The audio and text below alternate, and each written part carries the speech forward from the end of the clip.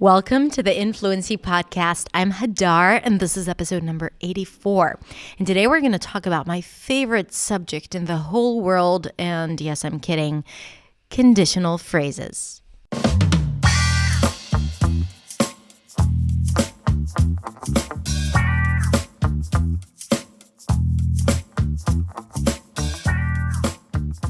Okay, so by listening to this enthusiastic introduction, you already know that I'm not a fan of conditional phrases.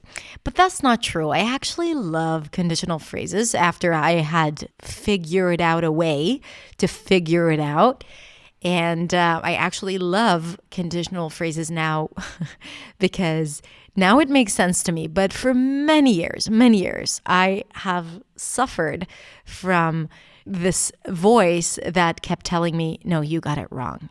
No, that's not how you say it. No, that's like there is no will after if. And I used to always do that.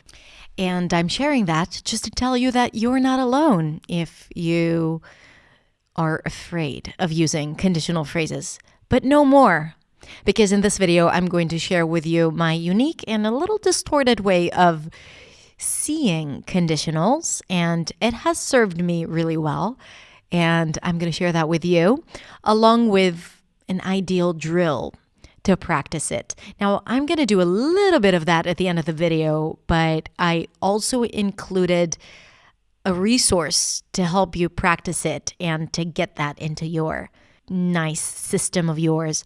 So you can download a PDF with drills and audio completely free, just so you can finally say to yourself, I got it. I got it. And when you do, make sure to send me a DM on Instagram. You can find me at hadar.accentsway. Or even better, you can rate and review the podcast. And I would love it if you can do that, because when you do, between us, it helps the algorithm of this whole podcast business, and more people are exposed to the podcast, and that way I get to help more people, which is nice. So if you can take a moment and wherever you listen to this podcast, rate and even write a few words about it, I'd be forever grateful. So let's move into what you are really here for. It's not talking about my podcast. It's about figuring out conditionals. So let's do it.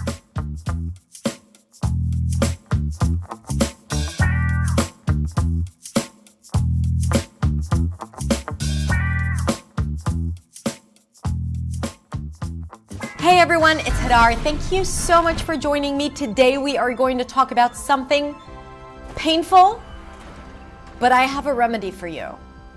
And that something is conditional phrases.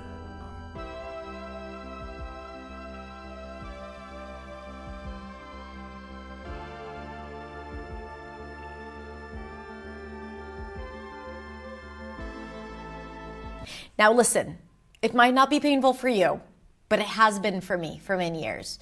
Because for many years, I would translate the way we say conditional phrases in Hebrew, and I would always say, if I will, and if I would. If I'll go there, if I'd see her, and then that voice of my third grade teacher would come up. No, you're not supposed to use the future form after if. And I was like, so what am I supposed to say? If I had been in the past, how does that even make sense? So I had to develop a system to make sense of the first three conditionals, which is what we're going to talk about today. So I'm going to share with you my weird system to figure out the difference between conditional 1, conditional 2, and conditional 3.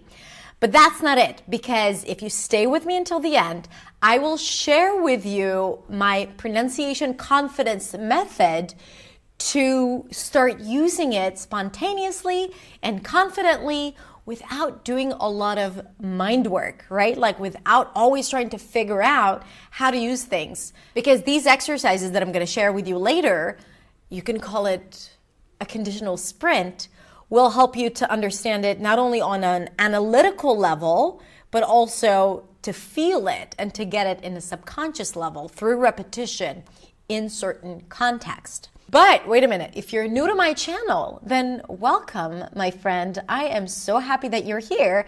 And let me introduce myself. My name is Hadar. I'm a non-native speaker of English, and I am here to help you feel confident, clear, and proud when speaking English. And I'm here to make sure that it's fun throughout the entire process. Okay? So you can click the link in the description to find out more about me, to connect with me on Instagram right here. And you can download a lot of resources on my website for free to help you get started on your journey. Okay, so now let's talk conditionals. Okay, so when it comes to conditionals, there are a bunch of conditionals. And there are mixed conditionals. And sometimes the rules are broken, just so you know. So there is kind of like freedom and flexibility. However, I'm going to talk about the first three, just the first three, because I'm a firm believer that if you have the foundations, and like most of the conditionals used on a day-to-day basis are the first three conditionals. So to me, that is the 20%. And if you have been here for a while, you know that I'm a fan of the Pareto principle. Invest the 20% to get 80% of the results, okay? Once you do that, you'll gain the confidence, you'll build your self-esteem, and that will allow you to explore more and to recognize how things are a little more flexible than they should be. But don't start with all the possibilities at the beginning, because it's just going to confuse you, and confusion creates overwhelm, and overwhelm gets you to quit and to just not use conditionals. So you might want to say something and then you'd be like, no, I'm just not going to say it because I don't know how to say it, which is a big no-no. We don't let that happen in our world, okay? So conditionals 1, 2, and 3. Conditional 1 is the basic one. When we think of a condition, we think about that. We need something to happen for something else to happen, right? Something happens and then the result is going to be in the future and something will happen in response, right? So it's kind of like a chain of events. If I go, I'll see her. If I go, right now, present, right? And even the present is like this near future. If I go, the result, I'll see her. Present, future. Present, future. If I do something in the present, there is going to be a result in the future. Present, future. If I go, I'll see her. If I go, I'll see her. Okay? So that is like the default conditional. And one of the common challenges here is that people want to say, if I'll go. If I'll go. So this is why at the end I'm going to share with you the drills to get you used to saying it a different way, a new way. You'll just have to, like, it's a habit. That's all there is to it, okay? It's not something that you need to fix inside your head. It's not that you don't get conditionals. It's just a habit. You've been used to saying things in a certain way because you've translated it in the past from the way you say it in your native language, right? So now we're going to flip it around so you get used to it, but I need you to understand that conditional number 1 is an action that you take in the present that will result in something in the future. This is why we use present and simple future, will. That's it. Okay? Good.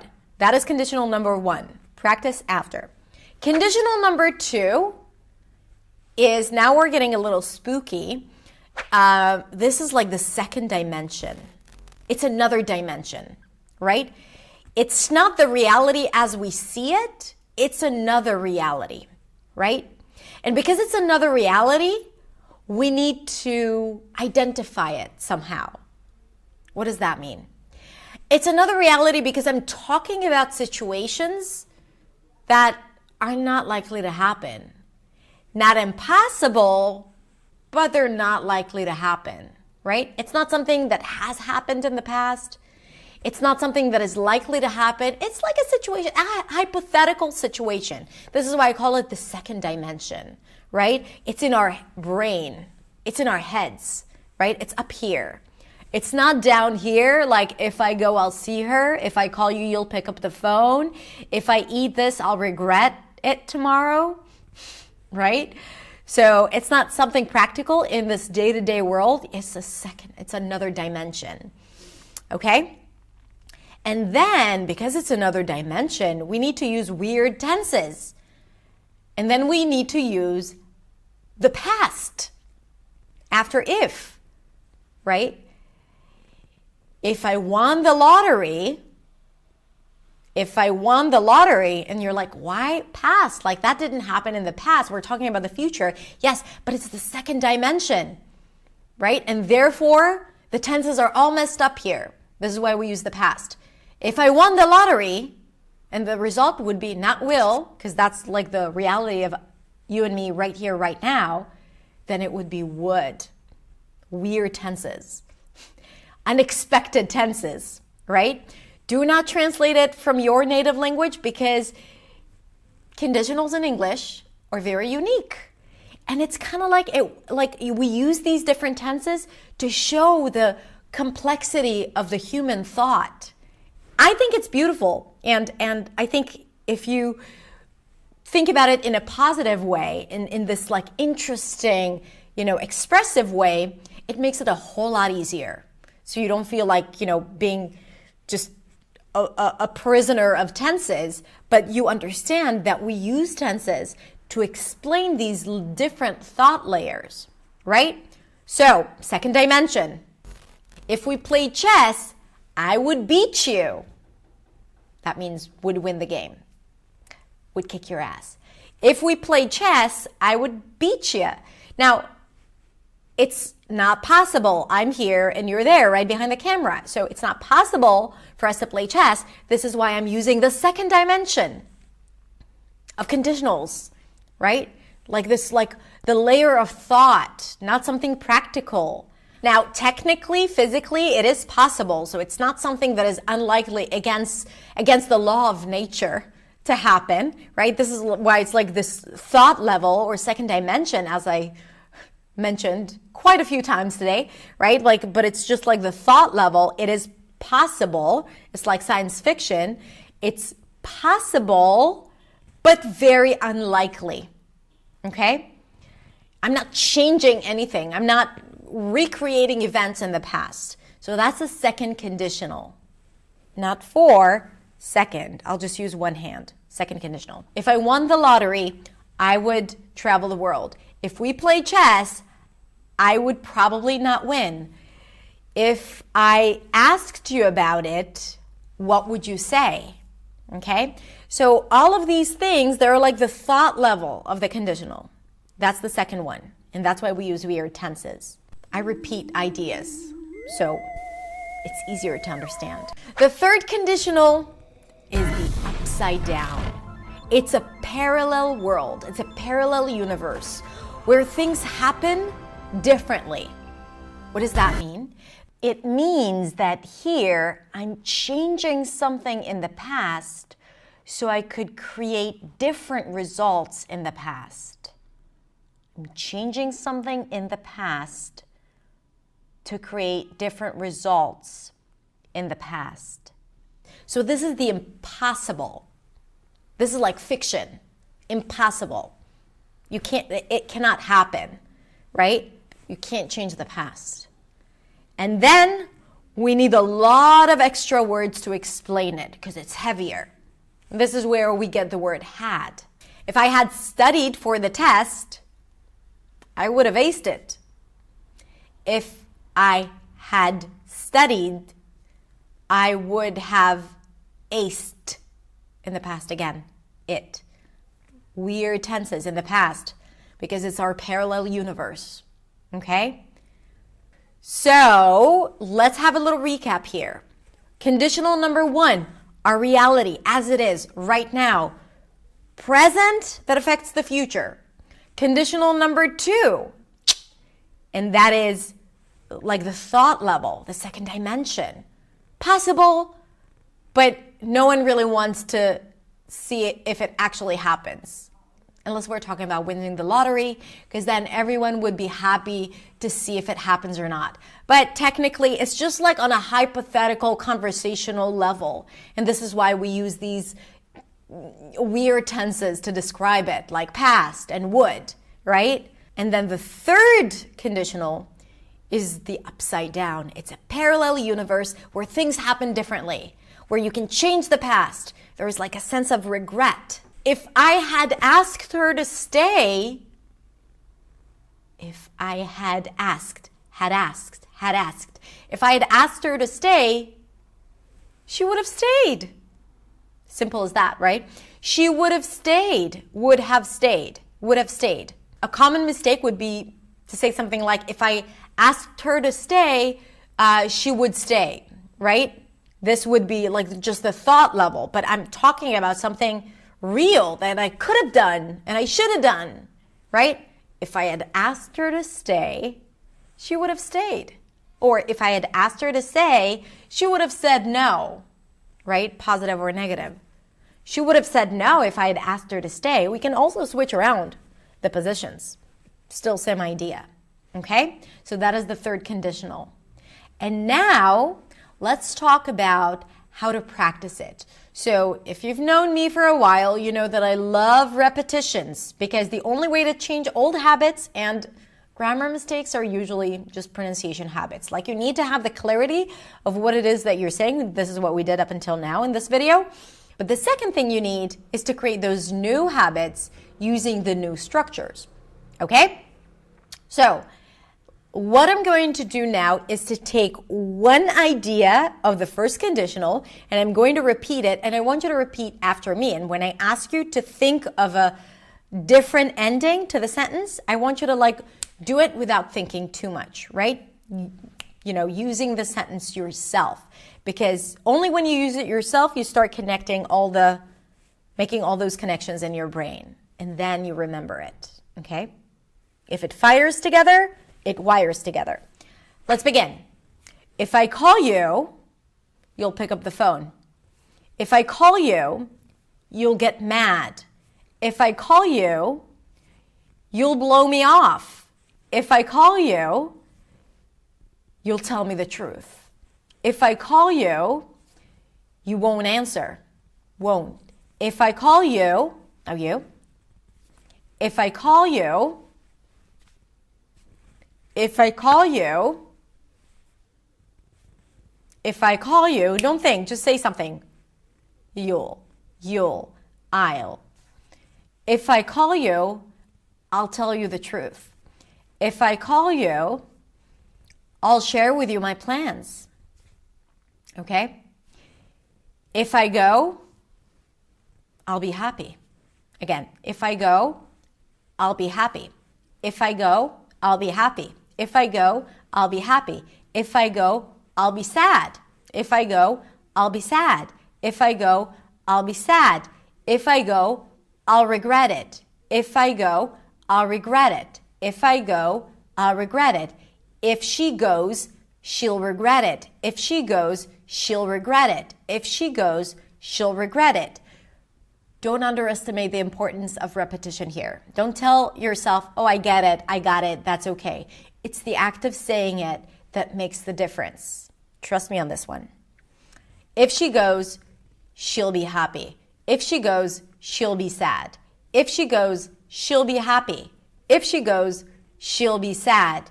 If we go, we'll find out. If we go, we'll find out the truth. If we go, we'll find out the truth. If we go, we won't see anyone. If we go, we won't see anyone. Won't, will not. If we go, we won't see anyone. If we go, we won't see anyone. Conditional number 2. Let's begin with the best one. If I won the lottery, I'd travel the world. If I won the lottery, I'd buy a new house. If I won, I'd. Won, I'd. If I won, I'd buy a new house. If she said something, I'd tell her what I think. If she'd said something, I'd tell her what I think. Now, this is a hypothetical situation, so she is very unlikely to say something, right? Otherwise, I would use the first conditional. So right now, I'm saying something, and by the fact that I'm using these weird tenses, if she said, I would, is a way for me to indicate that it's very unlikely. If she said something, I tell her the truth, right? If she said, I'd. If she said, I'd. If she said something, if she said something, if she said something, if she said something, if she said something. Good. Third conditional. If I had gone. If I had gone there earlier, I would have gotten to see her. If I had gone there earlier, I would have gotten to see her. If I'd gone there earlier, I would have gotten to see her. If I had gone, I had gone, I had gone. If I had gone there earlier, I would have gotten to see her. Would have gotten, would have gotten, would have gotten, would have gotten, would have gotten, would have gotten. If I had gone there earlier, I would have gotten to see her. If I had saved money, I would have been able to buy the ticket. If I had saved money, I would have been able, lots of words. I would have been able, I would have been able, I would have been able, I would have been able to buy the ticket. If I had saved money, I would have been able to buy the ticket. If I had saved money, I would have been able to buy the ticket. Okay, good. Now, I have work for you. If you want to practice this with me, I created a list for you of drills where I say the sentence and you need to repeat after me. So there are a bunch of examples there of conditional 1, 2, and 3. So you can download the PDF and the recording so you can practice with me if you want to build that pronunciation confidence. You can do it. So you can click the link below and download it so you can practice. And finally, along with my weird explanations of how to think about these 3 conditionals, you'll be able to use conditionals with confidence. That's our goal. Okay, now let me know in the comments below which one of the 3 conditionals is the one that messes up with your brain the most and you always forget to use it. I want to know, so let me know in the comments. Thank you so much for watching. If you like this video, please don't forget to click like and share it with your friends or your students or your colleagues. If you want to connect with me, like in a more personal way, come on over to Instagram. You can find me at hadar.accentsway. Have a beautiful week, and I'll see you in the next video. Bye. Paused? Paused? What am I, British now? Paused?